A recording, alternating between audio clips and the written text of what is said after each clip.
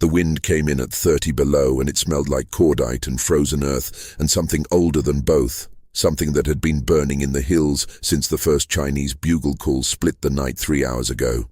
He was crouched in a trench that was barely 4 feet deep, carved into the ridgeline above a valley that had no name on any American map, and the ground beneath his boots had been frozen so solid that digging it had taken 4 men and an entire afternoon, and still it was not deep enough. It was never deep enough. And now there were 300 men coming up the slope toward him, and his rifle had jammed for the last time 20 minutes ago, and the man to his left had stopped answering when he called out, and the man to his right was gone. Simply gone.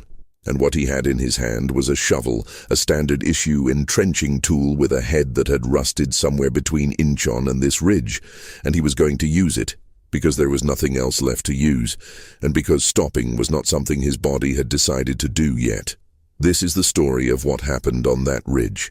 This is the story of 1 man and 300 soldiers of the Chinese People's Volunteer Army, and a frozen hillside in North Korea in the winter of 1950, one of the coldest winters on the Korean peninsula in recorded memory, a winter that killed men not from bullets but from the simple fact of temperature, a winter that cracked rifle bolts and turned grease into paste and made the human body a machine that was constantly fighting itself just to stay operational, and in the middle of that winter, on a night when the temperature had dropped to somewhere between -28 and -32 degrees Celsius, depending on whose thermometer you believed, a young American soldier from a small town in the American Midwest stood alone in a trench and did something that military historians would later call statistically improbable, and that the men who survived the battle would simply call the most terrifying thing they had ever witnessed, and they had witnessed a great deal. To understand what happened on that ridge, you have to understand what the Korean War actually was. Because for most Americans it sits in a strange gray space between the enormous mythology of the Second World War and the long national trauma of Vietnam. A conflict that lasted 3 years and cost more than 36,000 American lives, and has been called the Forgotten War so many times that the name itself has become a kind of monument to the forgetting. And yet the men who fought it did not forget, could not forget, because the Korean War was fought in conditions that stripped everything away, that removed every comfort and every abstraction and left only the most basic and brutal version of what it means for human beings to try to kill each other. And the winter of 1950 was where that stripping was most complete, where the gap between what the American military had prepared for and what it actually encountered was widest and most deadly. The Chinese People's Volunteer Army entered the Korean War in October of 1950. The Americans and the United Nations forces had been pushing north after the successful Inchon landing, moving toward the Yalu River, and there was a feeling in some quarters that the war might be over by Christmas, that the North Korean forces were broken, and that the intervention of China was either unlikely or manageable. And both of those assessments were wrong in ways that would cost thousands of lives. When the Chinese came, they came in numbers that the American commanders initially refused to believe. They came across the Yalu in the dark, hundreds of thousands of men moving through mountains without the air signature that would have given away a conventional army, moving at night and hiding during the day, wrapping themselves in white to disappear against the snow. And when they struck everywhere at once, in multiple directions, with a coordination and ferocity that turned the American advance into a retreat, and then into something worse than a retreat. The Chinese tactics were specific and deliberate and deeply unsettling to the American soldiers who encountered them. They had studied the psychology of night combat. They knew that darkness and noise and the sudden appearance of overwhelming numbers could break a defensive line before a single shot was fired, and so they used bugles and whistles and cymbals and drums, not as signals exactly, though they served that purpose, but as weapons in themselves, as instruments of psychological attack. Because a man who hears music in the dark from every direction at once, who cannot see where the sound is coming from, who knows that the sound means that somewhere in the darkness a mass of armed men is moving toward him. That man is already fighting 2 battles, the one in front of him and the one inside his own skull. and the Chinese commanders understood that the second battle was often the more decisive one. The tactic had a name among the American soldiers. They called it the human wave, though that phrase does not quite capture what it actually looked like from inside a defensive position on a frozen ridge at 3 in the morning.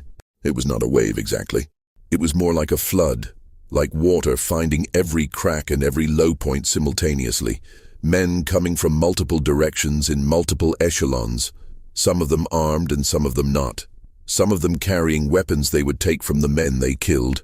All of them moving forward, the ones in the front, knowing that they might die, but knowing also that the ones behind them would continue regardless, that there was a momentum to the mass that was larger than any individual decision.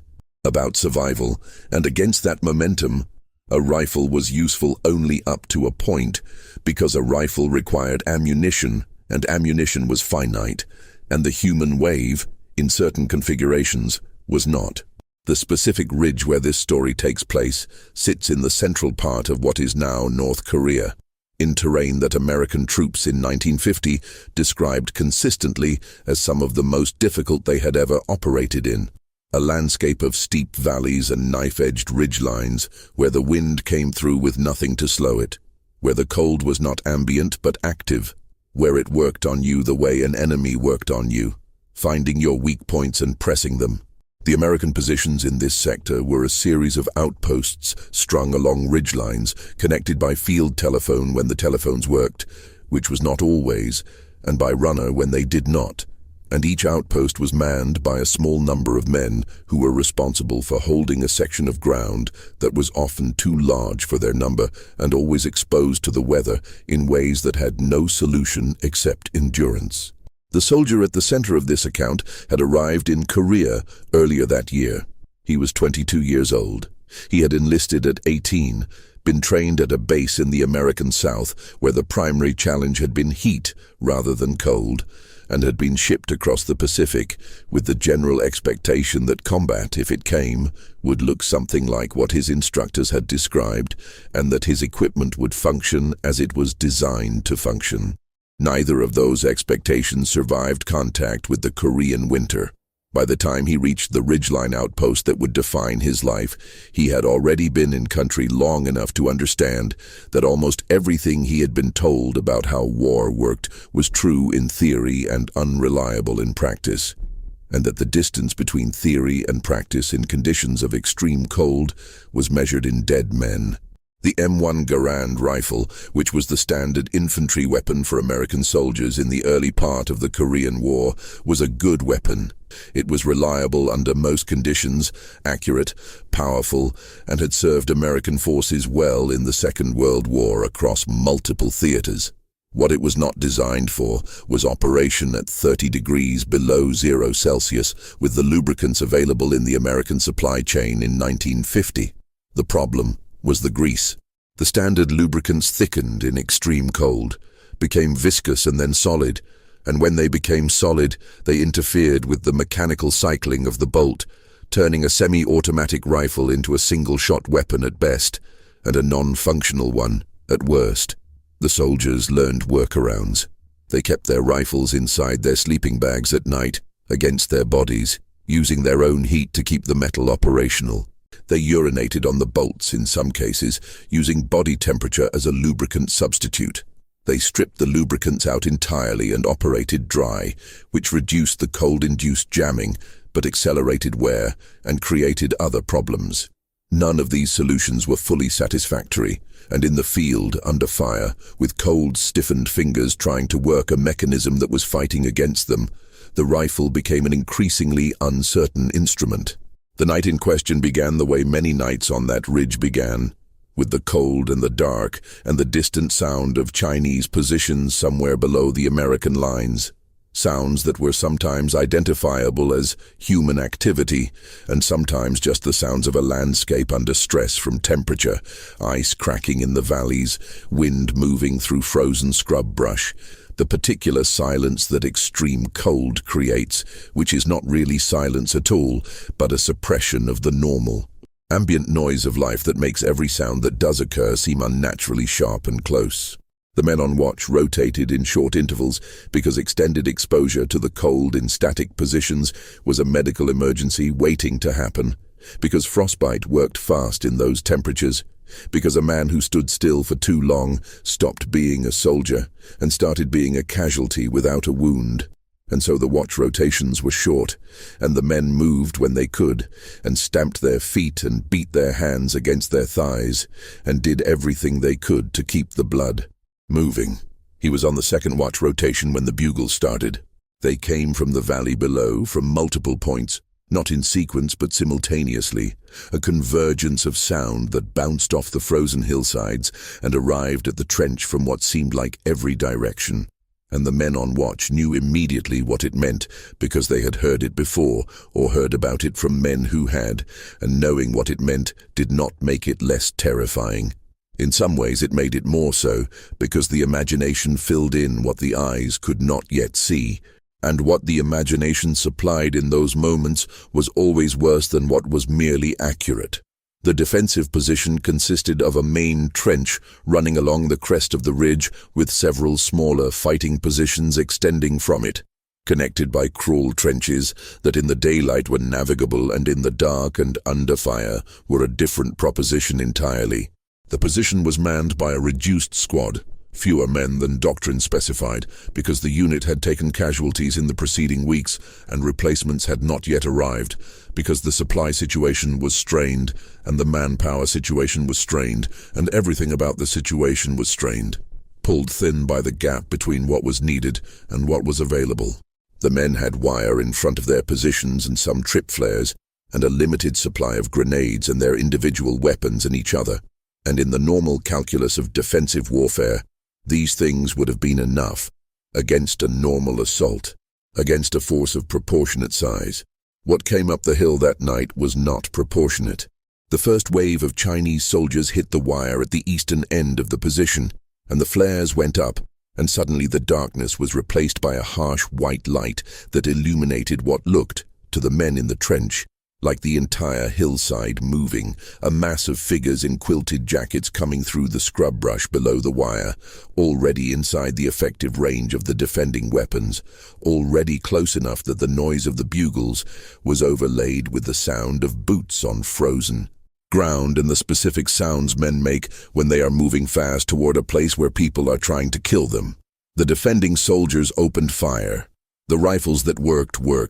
The rifles that did not work were worked on with cold fingers, bolts cycled and cleared and cycled again, some of them firing single rounds and jamming and being cleared and fired again. And the grenadiers threw grenades, and the automatic weapons fired in bursts, and men fell in the wire and on the slope below, and still they came. Still the mass moved forward, because in the human wave tactic, the casualties in the front echelon are not a signal to stop. They are a payment already made. A cost, already accepted, and the wave does not care about the cost. The left flank broke first. It did not break because the men there were not fighting.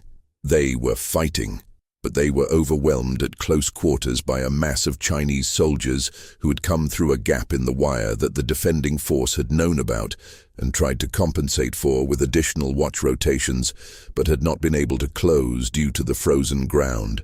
The same frozen ground that made every defensive improvement a massive physical undertaking, the same frozen ground that was the enemy of everything the American soldiers tried to do, and the ally of the Chinese soldiers who were operating in it with the pragmatic adaptation of men who had been told that this was the terrain and these were the conditions, and you will fight here regardless.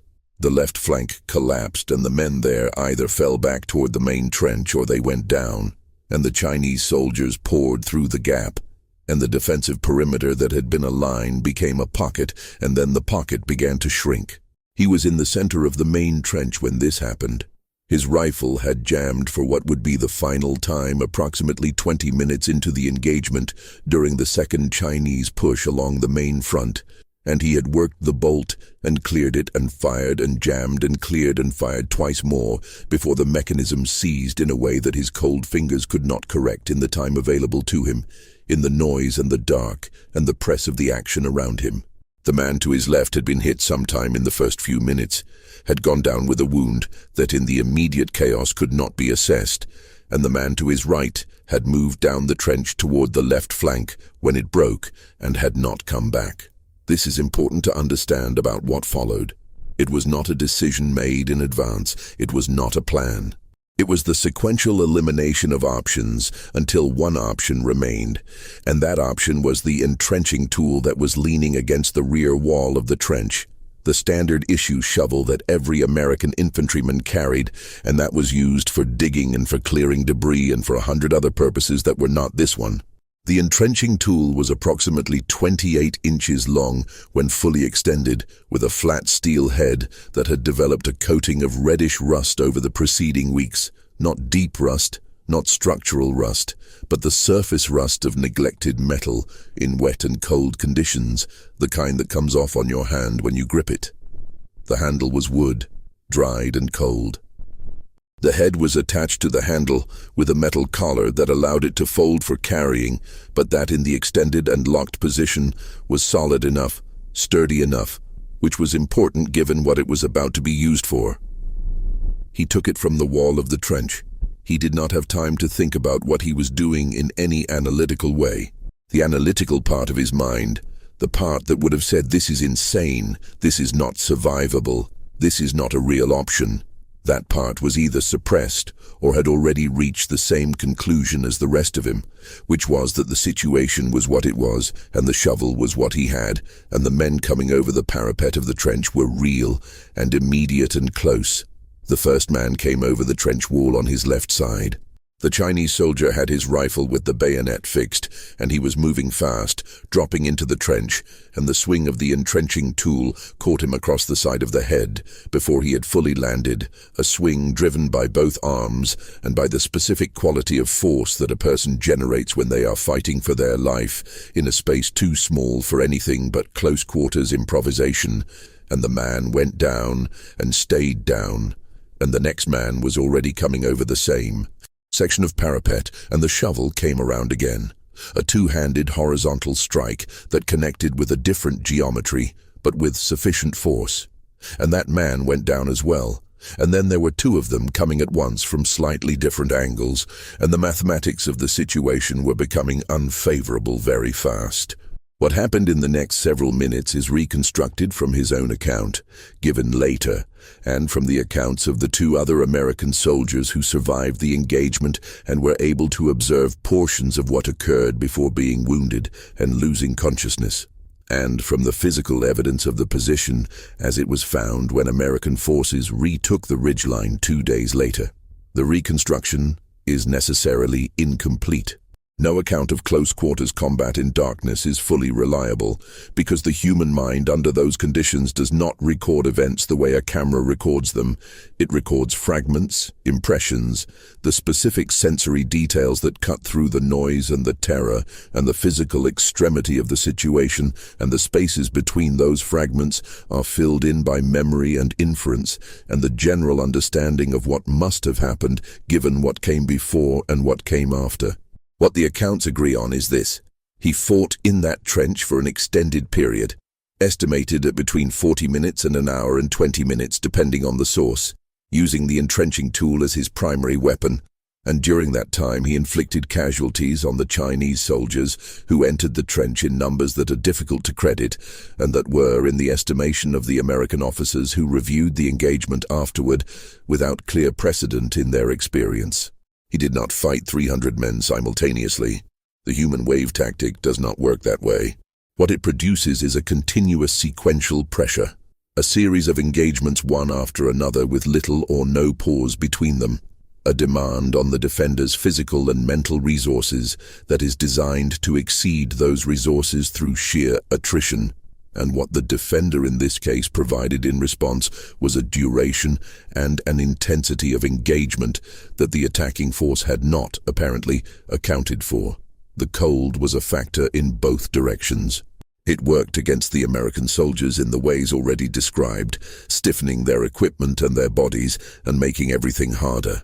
But it also worked against the Chinese soldiers, whose quilted jackets and rubber-soled shoes were better adapted to the cold than the American gear in some respects, and worse in others, and who had been moving through that cold for hours before the assault began, whose hands were also cold, whose coordination was also degraded, and who were climbing a steep frozen slope under fire, which is a physical undertaking that demands something from the body regardless of motivation or training. The cold flattened the physical differential between attacker and defender in ways that may have marginally extended what the defender was able to accomplish. This is speculation, but it is informed speculation. The shovel itself became a different object over the course of the engagement. The rust came off almost immediately, worn away by use, and the handle developed cracks from the temperature and the stress. Though it did not break, held together by the wood grain and whatever structural integrity remained after weeks of field use. The edge of the head, which had been blunt from use as a digging implement, developed a different quality through impact. The impacts themselves creating a roughness that was in some ways more effective than a sharp edge would have been, more brutal in its work, which is not a comfortable observation, but it is an accurate one. He sustained injuries during the engagement. Multiple impacts from rifle butts and from the hands and feet of men fighting in close quarters. At least one wound from a bayonet that passed through the material of his jacket without reaching the body beneath, bruising and lacerations, and the specific damage that comes from extended physical exertion in extreme cold, which accelerates muscular degradation and depletes the body's thermal reserves simultaneously. He kept moving. He kept swinging. The Chinese assault on that particular position lasted until approximately an hour before dawn. The reasons for its eventual end are not fully clear. The most probable explanation is a combination of factors: the casualties taken in the trench itself, the arrival of supporting fire from an American artillery position several kilometers away that had been reached by radio sometime in the middle of the engagement, and the general reconfiguration of Chinese forces in the sector that occurred in the pre-dawn hours as the assault objectives were reassessed. What is clear is that at some point the pressure on the trench diminished, and then there was a period of silence. Not the silence of before the assault, not the cold, ambient quiet of the ridge, but the silence after, which is a different thing entirely.